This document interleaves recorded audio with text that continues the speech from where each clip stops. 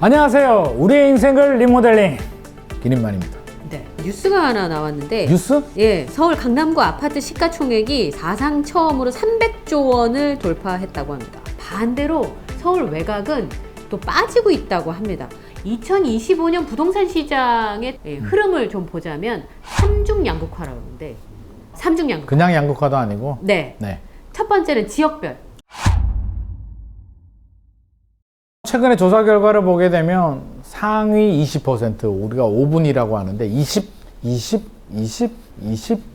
나누게 되면 상위 20% 고가 아파트를 5분이라고 하는데 5분위와 하위 20% 1분위의 가격 차이가 11배 11.1배 차이가 납니다. 결국에는 서울의 상위 20% 아파트, 전국이죠. 그러니까 대부분 서울 아파트가 해당이 될 텐데 한 채 팔면 지방에 11채를 살 수 있다. 이론적으로. 그러니까 차이가 많이 벌어졌고요. 이게 지역별로도 사실 온도 차이가 서울 내에서도 양극화고요. 수도권에서도 양극화고요. 크게 보면 지방에서 보면 수도권과 지방의 양극화입니다. 그래서 양극화가 지역별 양극화도 굉장히 세분화되고 있다라는 생각이 들고 지방 입장에서 좀 바라보게 되면 지방과 서울의 격차가 점점 벌어지고 있으니 상실감이 말로 표현할 수가 없습니다. 어떻게 보면 지방분들은 상실감이 아니라 아무 생각이 없을 수도 있습니다. 그냥 다른 세상 얘기? 그렇죠. 제 고향이 이제 지방인데 명절 때 한번 가거나 사촌 형님들을 만나보게 되면 그냥 아무 생각이 없습니다. 그냥 서울은 뭐라 그럴까? 약간 다른 나라 느낌을 그렇죠. 가지고 있어서 뉴스를 보니까 서울 집값이 올라간다네? 뭐 얼마 했다네? 니 괜찮냐? 집값 떨어지게 되면 저를 걱정합니다. 혹시 먹고 사는데 문제가 없냐? 이렇게 걱정할 정도로 전혀 공감하지 못하는 세상인데 지방은 사실상 여러 가지가 어렵죠. 경기 침체, 일자리 문제, 거기에 인구 감소인데 인구도 이제 두 종류가 있죠. 출산율이 감소하면서 전국의 인구가 다 줄어들고 인구 유출. 지방에는 대학교가 두 개가 있습니다. 지방대학교가 있고 지방대 의대가 있습니다. 그냥 통일입니다. 전체적으로 본다면. 이게 왜 이렇게 됐냐라고 보면 결국에는 일자리 문제거든요. 먹고 살려고 다 떠나갑니다. 영국 파이낸셜 타임즈에서 이제 부산에 대해서 노인과 바다밖에 없는 소멸의 도시라는 특집 기사를 낼 정도로 굉장히 심각합니다. 부산에 계시는 분들이, 청년들이 어디로 가냐라고 보면 서울 수도권으로 가고요. 포항으로 가고요. 창원으로 가고요. 울산으로 갑니다. 다 일자리입니다. 그래서 일자리가 없다. 그리고 인구 유출이 되죠. 자녀가 공부 잘해서 인서울 해가지고요. 인서울 대학교 가서 인서울에서 직장을 얻습니다. 그러면 부모님은 뭘 해줘야 됩니까? 그러니까 집을 해야 되는데 주거 문제를 해결해야 되니까 첫 번째 애 놓기 전에 전세집이든 매매집이든 해결을 해주든 돈이라도 도와줘야죠. 일정 부분. 안 도와주는 능력이 부족하면 어쩔 수가 없고 결국에는 자금 유출이 발생을 합니다. 최근에는 자금 유출이 더 발생합니다. 이제 부모님이 직접 올라오거나 부모님이 자녀 말고 본인 돈을 올리기 시작합니다. 왜? 서울과 지방의 자산 격차가 벌어지고 있기 때문에. 그래서 지방 입장에서 보면 인구 유출, 자본 유출이고요. 서울 입장에서 보면 인구 유입, 자본 유입입니다. 거기에 부모님들이 연세가 있으시잖아요. 돌아가시면 상속 증여가 일어납니다. 돌아가시면 상속, 살아계실 때 넘겨주면 증여인데 그걸 받은 자녀 세대들, 제 나이 또래 정도 될 수도 있는데 우리 부모님이 사시는 내가 학교 다녔던 추억이 있는 고향에 투자해야겠다 라고 생각하는 분이 과연 몇 명이나 될까요? 과거에는 그런 일들이 있었습니다. 논밭이 있으면 옆에 논밭도 사고 땅을 넓히고 이런 걸 했었는데 최근에는 그러지 않습니다. 그래서 양극화는 저는 시간이 지나면 더 벌어진다. 이거는 단순하게 과거에는 서울 집값 올라가게 되면 지방 집값 주춤하다가 서울 집값 주춤하면 지방 집값이 따라 올라가면서 갭을 줄여주는 그런 반복 작용이 있었는데 이 차이가 점점 벌어지고 있다. 우리가 주로 이제 서울 수도권에 많이 살고 있기 때문에 못 느껴서 그러는데 지방에 가보면 공실 문제 상당히 심각합니다. 특히 신규 택지 개발이 되거든요. 신도시 같은 거 도시개발 사업을 하게 되면 새 아파트들은 차요.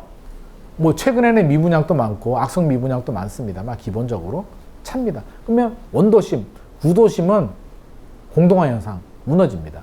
서울은 왜 이런 현상이 발생하지 않을까? 1기, 2기 신도시, 지금 3기도 개발하고 있는데 수도권이나 서울의 원도심들이 무너질까요? 그렇지 않습니다. 인구가 뒷받침이 되고 있는데 지방에서는 출산율도 줄고 인구 유출이 되기 때문에 원도심부터 구멍이 납니다.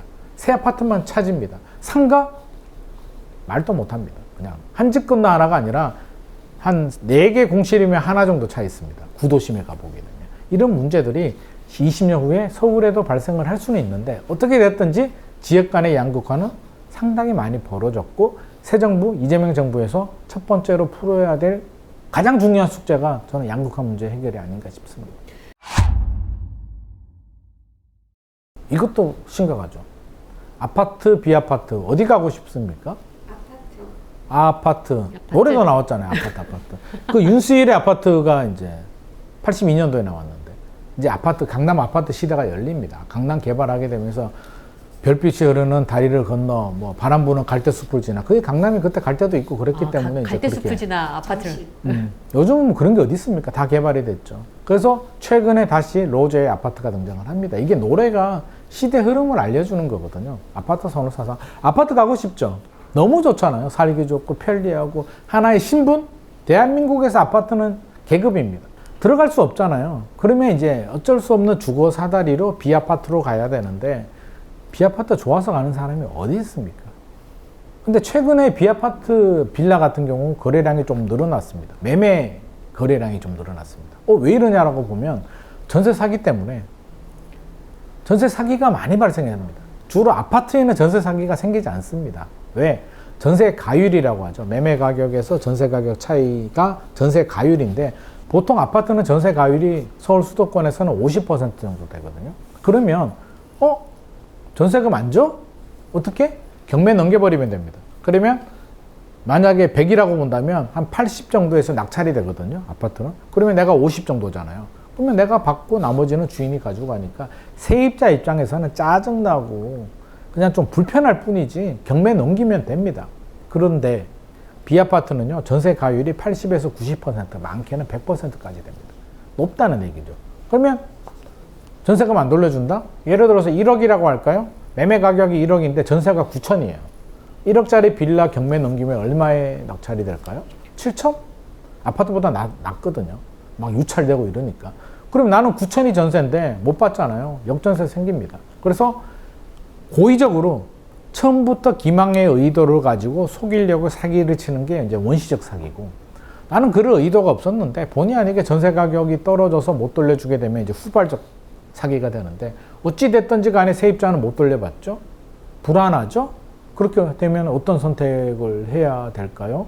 월세로 가거나 아파트로 가거나 쉽지 않잖아요. 월세로 가게 되면 주거비 부담이 너무나 크고요.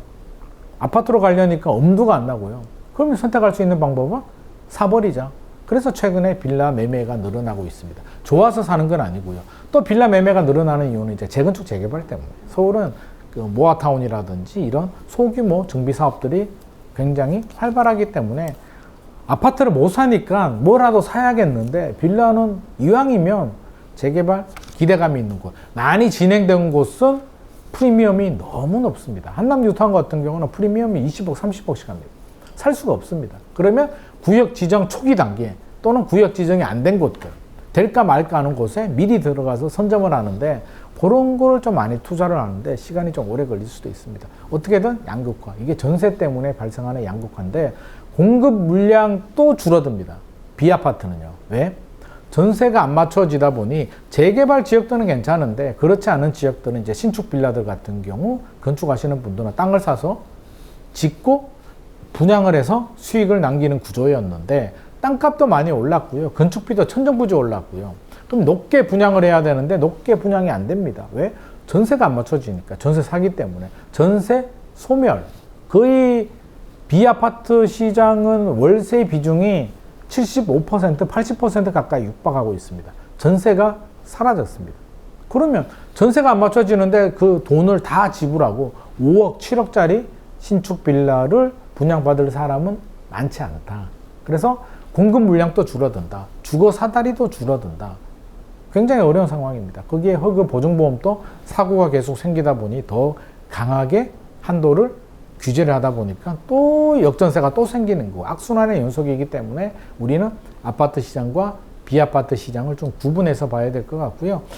공급은 신규 아파트가 나오는 절대 공급이 있고 이제 매물 가지고 있는 매물들이 나오는 상대 공급이 있는데 전세 시장, 아파트 전세 시장은 2026년부터 다 안 나옵니다. 전세 가격 무조건 올라갑니다. 전세 구하시는 분들은 2026년까지 기다리지 마시고요. 올해 신규 아파트 입주 물량들이 좀 나오고 있기 때문에 미리 2+2 계약갱신 청구되는 전세 매물 미리 구하시는 게 좋을 것 같습니다. 선호. 얼죽신? 얼죽신. 얼죽신이 트렌드였는데요. 근데 저는 얼죽신이 절대적인 공식이라고 생각하지 않습니다. 왜?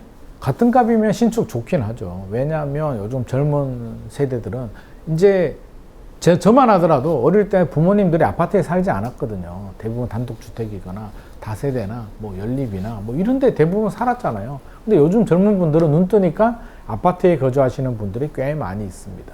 그러다가 언제 이제 힘들어 하냐면 독립할 때. 독립하니까 원룸 가기도 힘들거든요. 굉장히 어렵습니다. 근데 눈은 없습니다. 이미 그렇게 살아왔고 물질적 풍요를 누렸기 때문에. 그래서 결혼할 때는 능력만 되면 당연히 신축 아파트 좋죠. 너무나 좋은데 비싸요. 돈이 없어요. 가격이 나는 진짜 이제 무섭더라. 제가 타임머신을 타고 지금 돌아오면 결혼도 못하고 집도 못 살 것 같습니다. 너무 비쌉니다. 과거로 가게 되면 비트코인도 좀 사고 뭐 이렇게 아파트를 살 수 있는데 미래에서 지금 오면은 완전 망할 것 같습니다. 진짜 나이만 어려진다. 저는 그냥 솔로로 살아야 될 것 같습니다. 지금 천정부지 신축 아파트가 너무 비싸요. 강북도 이제 3.3제곱미터당 5천만 원이 기본으로 찍고 있습니다. 작년 2024년 11월이었나요? 서울원 아이파크가 전용 84가 14억에 부장을 나왔을 때 고분양가 논란이 있었습니다. 14억이 누구 집 똥개 이름이냐? 이게 무슨 소리냐? 난리가 났는데 지금 미분양 다 소진되고요. 프리미엄 붙었습니다. 지금같이 건축비가 올라가고 분양가가 올라가면 1년 후, 2년 후에는 괜찮았네? 라고 평가하는 시대가 올 수도 있습니다. 근데 역설적으로 1년에 1억 5천만 원? 1억도 아니고 1년에 5천만 원 모을 수 있습니까? 벌기도 어렵습니다. 사회초년생들이 무슨 5천만 원을 법니까? 번다고 하더라도 하나도 안 쓰고 어떻게 삽니까? 그럼에도 불구하고 모아도 25년이 걸린다는 얘기니까. 신축 아파트 좋긴 한데 능력이 안 되면 안 됩니다. 결국 부모님의 능력이 이제 자녀 세대들한테 영향을 주는 시대가 지금 시대고요. 일본이 실제로 그랬습니다. 80년대 자산을 축적한 부모님을 둔 젊은 층들은 부자, 집이 있는 거고요. 그렇지 않은 젊은 친구들은 집이 없습니다. 노력해도 사기가 굉장히 어렵습니다. 소득도 월급도 오르지 않았거든요. 일본에 제 아는 후배가 있는데 일본 분하고 결혼을 했습니다. 그래서 일본에서 잘 살고 있는데 장인이 좀 잘 삽니다. 한 2년 전에 놀러 가니까 차를 바꿨더라고요. 벤츠를 타고 에스코트 하러 왔더라고요. 공항에 저를 태우러 왔더라고요. 그래서 와, 너 돈 좀 벌었네? 라고 하니까 장인어른이 사줬답니다. 굉장히 부러웠습니다. 진짜. 그래서 한번 물어봤습니다. 야, 너희 장인은 뭐 하는데? 일본이 장기 침체인데 어떻게 사위한테 벤츠를 사줄 수가 있냐? 뭐해서 돈 벌었니? 라고 하니까 사실은 6년 전에 장인어른은 평범했는데 할아버지죠. 장인어른의 아버지가 돌아가시고 상속을 받아서 부자가 됐다고 합니다. 그러니까 이게 80년대 부를 축적하게 되면 부의 대물림이 생기는 것처럼 우리도 그렇게 가고 있습니다. 부모님이 도와주게 되면 신축 아파트를 사게 되고 아니면 뭐 전문직이거나 직장이 부부가 아주 좋거나 그러면 꿈이라도 꿀 수 있는데 좋은 직장 구하기가 어디 쉽습니까? 그래서 얼죽신이지만 안타까운 얼죽신이고요. 근데 서울의 도심의 한강벨트 있잖아요. 우리가 얼마 전만 하더라도 얼죽신 신축 아파트가 트렌드야. 재건축, 재건축이 트렌드야 라고 했는데 재건축도 아니고 신축도 아닌 구축 아파트들 있잖아요. 2020년에 지은 한 25년 된 아파트들이 신고가 나옵니다. 성동구의 행당 한진 같은 아파트들, 지하철 5호선 행당역이 있고 그 아파트가 유명했던 이유는 가성비 아파트였기 때문입니다. 2000세대가 넘는 대단지 아파트의 역세권에 경사도는 좀 있습니다만 이 정도 가격이면 괜찮아. 뭐 10년 전에 5억이었나? 뭐 그렇게 살 수 있는 아파트인데 최근에 15억 거래가 됐습니다. 그러니까 좋은 지역은 구축도 올라간다. 신축이 먼저 치고 올라가고 재건축 올라가고 다 올라가고 나면 입지가 좋거나 역세권에 수요들이 몰리는 곳들, 한강벨트 같은 경우는 구축도 올라갑니다. 그러면 여기서 한강벨트에서 멈추고 끝나느냐? 확산돼서 금강구나 노도관까지 번지고 경기도 지역으로 번지느냐는 지켜봐야 되겠으나 저는 시간 문제 아닐까 싶습니다. 어떻게? 한강벨트만 딱 오르고 나머지는 올스톱? 미래는 모르겠습니다만 당장은 그렇게 되기 어렵습니다. 일단 형님들이 키가 커졌는데 동생들이 기회만 보고 우리도 따라가야지라는 생각을 하지 않겠습니까? 그게 부동산이거든요. 강남 집값 올라가는 거야 내버려 둘 수는 있는데 이게 확산되게 되면 내버려 두기는 어려울 것 같습니다. 여러 가지 혼란적인 상황이 앞으로도 발생할 수가 있고 이게 부동산인 것 같습니다.